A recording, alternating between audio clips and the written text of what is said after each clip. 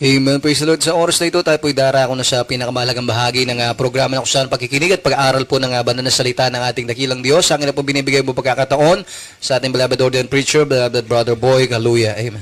Amen. God bless you sa ating beloved MC, beloved Brother Pau.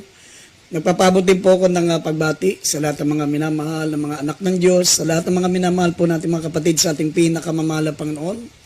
Maligayang panonood at pakikinig po sa inyo. Mag-isa lahat po ng mga webcast viewers, Luzon, Visayas, Mindanao. Maligayang panonood po.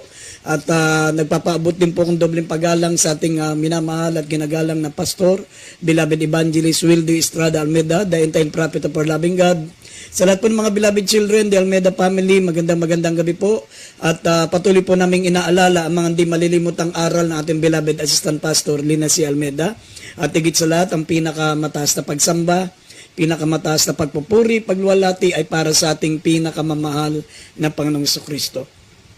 Kindly po, maminamahal, tayo po yung sandaling manalangin upang maunawaan niyo po ang mga banal na salita ng ating dakilang Diyos. Tayo po yung manalangin ng minamahal ko.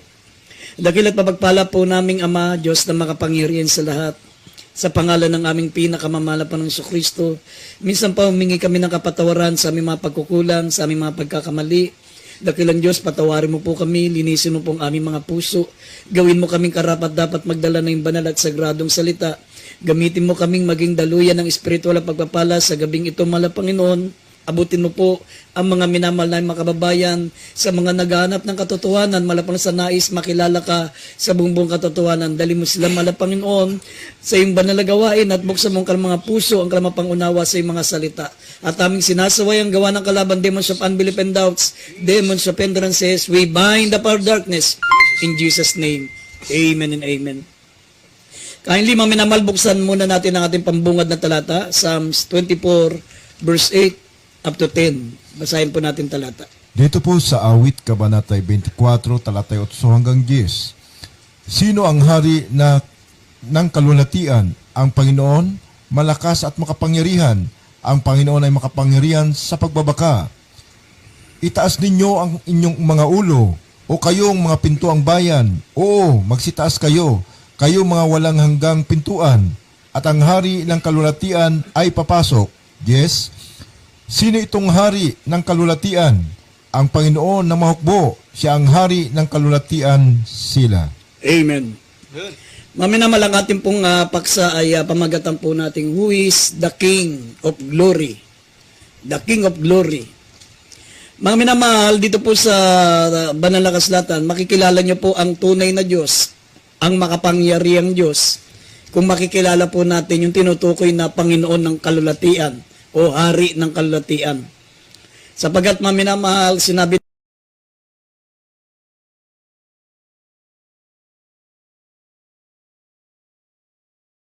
ng ating pinakamamahal na Panginoon dito sa Isaiah 42 verse 8, I will not share my glory to another. Ang kalulatian, sabi ng Biblia, maminamahal, ay para lang sa ating dakilang Diyos. Sabi ng Psalms 24 verse 9, itaas nyo ang inyong mga ulo at kayong mga pintuang bayan, magsitaas kayo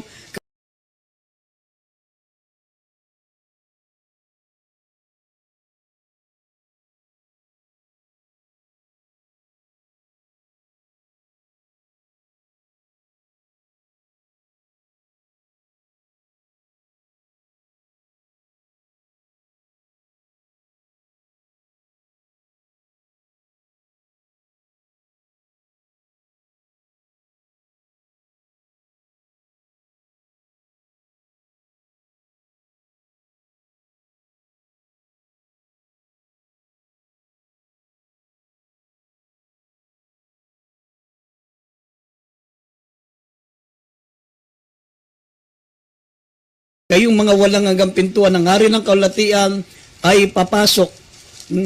Ang sabi rito, maminamahal, ang Diyos lamang ang kinakailangang bigyan ng kalulatian. Psalms 29 verse 2, sabi rito, ibigay nyo sa Panginoon ng kalulatiang marapat sa kanyang pangalan.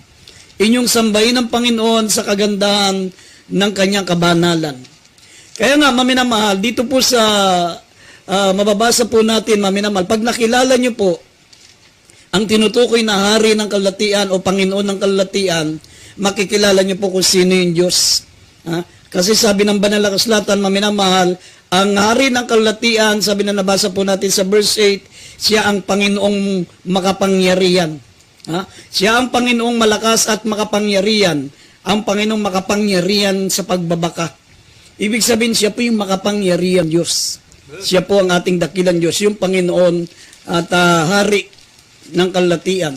Kaya nga makikilala natin kung sino po ang hari ng kalulatian, maminamalo, kung makikilala natin ang hari ng kalulatian, makikilala niyo po kung sino yung Diyos.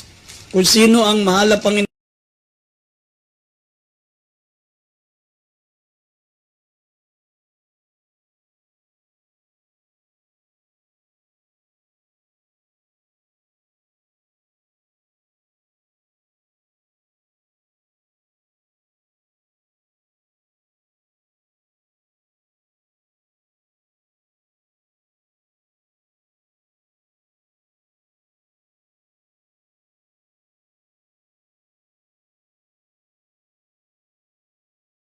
Diyos. Ha? Dahil sabi ng banal na kasulatan, I will not share my glory to another. Sabi ng Isaiah 42, verse 8, at sabi ng Exodus 34, verse 14, sabi ng talata, mga minamahal, ang Diyos ay mapanibuguing Diyos. Ang Diyos ay mapanibuguing Diyos. Kaya basahin muna natin ang mga talata, mga minamahal, bago natin paliwanag. Isaiah 42, verse 8, at Exodus 34 verse 14. Dito po sa aklat po ng Isaiah 42, talatang 8. Ako ang Panginoon, na siyang aking pangalan, at ang aking kaluwalhatian na hindi ko ibibigay sa iba, o ang akin mang kapurihan sa mga larawang inanyuhan. Dito po sa Exodus, Kapitulo 34, talatang 3.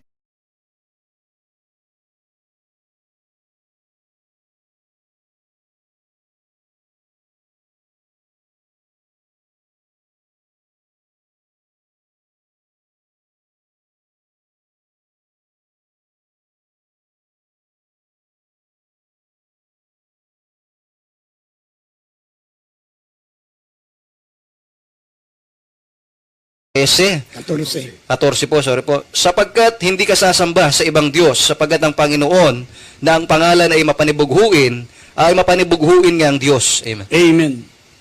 Kaya nga maminamal, hindi ibibigay ng ating dakilang Diyos ang kanyang kalulatian. Sabi ang aking kalulatian na hindi ko ibibigay sa iba. O ang aking mga kapurihan sa mga larawang inanyuan, yung mga graven images, yung mga Diyos-Diyosan, hindi niya ibibigay doon ang kanyang kalulatian. Masisira ang kanyang kalulatian sapagkat ang kalulatian ng Diyos hindi po nasisira, hindi nababasag, hindi napupunit, hindi nasusunog. Ha? Kaya nga sabi ng banal na kasulatan, mga minamahal, hindi niya ibibigay ang kanyang kalulatian sa iba. I will not share my glory to another. Kaya isang tiyak na bagay na kapag nakilala mo ang hari ng kalulatian, ang Panginoon ng kalulatian, makikilala mo kung sino ang Diyos. Kasi ang Diyos po ang tanging, siya po ang hari ng kalulatian, ang Diyos. Hindi niya ibibigay ang kanyang kalulatian sa iba. At sabi ng Biblia, siya lamang po, mga minamahal, ang karapat-dapat bigyan ng kalulatian, bigyan ng kapangyarihan, bigyan ng kadakilaan. Sabi ng Isaiah, ng Revelation 4, verse 2. Iisa lamang ang trono sa langit. At ang sabi rito, maminamal, ang nakaupo sa trono, yan po, maminamal, siya lamang po ang karapat-dapat bigyan ng kaluwalhatian. Bigyan siya, maminamal, ng kapangyarihan, sabi, siya ay karapat-dapat tumanggap ng kaluwalhatian, ng kapurihan, ng kapangyarihan, sapagkat nilikha niya lahat ng mga bagay dahil sa iyong kalooban ay nagsitaw at nangalika. Basahin po natin, ang Panginoon ng kalulatian, yung Diyos na nakaupo sa trono, siya lamang po ang dapat bigyan ng kalulatian. Kaya mamaya ipakikita ko sa inyo, malinaw, maminamala kung sino po yung tinutukoy na Panginoon ng kalulatian. Babanggitin mismo yung pangalan. Kaya mabibigla yung mga taong hindi naniniwala. Mga minamahal, dito po sa pangalang babanggitin po namin kung sino yung Panginoon ng kalulatian, sino yung hari ng kalulatian na tinutukoy na siyang Diyos. na siya po ang Diyos na tinutukoy, maminamahal. Kung sino po yung hari ng kalulatian, siya po ang Diyos na makapangyarihan sa lahat. Sapagkat sabi ng Biblia, Revelation chapter 4 verse 2, siya po ang nakaupo sa luklukan at siya po ay karapat-dapat tumanggap ng kalulatian, ng kapangyarihan at sabi ng Biblia, maminamahal, ng kadakilaan. Basahin po natin ang mga talata. Revelation 4:2, talon ng 10 hanggang 11. Dito po sa Apokalipsis, Kabanatay 4, talatay 2, talon sa 10 at 11. At ang nakaupo ay katulad ng isang batong haspe. Excuse me po sa Porto. Pagdakay na pa sa Espiritu ako, at narito may isang luklukang nalalagay sa langit, at sa ibabaw ng luklukan ay may isang nakaupo. Sa 10, ang 24 na matatanda ay nagpatira pa sa harapan niyaong nakaupo sa luklukan, at nagsisamba doon sa nabubuhay magpakailan-kailanman, at ilalagay ang kanilang putong sa harapan ng luklukan na nagsasabi, 11, marapat ka, o Panginoon namin at Diyos namin, na tumanggap ng kalulatian at ng kapurihan at ng kapangyarihan, sapagkat nilikha mo ang lahat ng mga bagay, at dahil sa iyong kalooban ay nangagsilitaw at nangalikha. Amen. Yung nakaupo yung nakaupo, maminamahal, sa luklukan, sabi ng Biblia, siya po ang hari ng kalulatian. Siya po ang Diyos na makapangyarihan. Nasabi dito, maminamahal, ang 24 na matatanda ay nagpapatira pa sa harapan niyaong nakaupo sa luklukan at nagsisamba doon sa nabubuhay magpakailanman. At ang sabi ng verse 11, sabi, O Panginoon,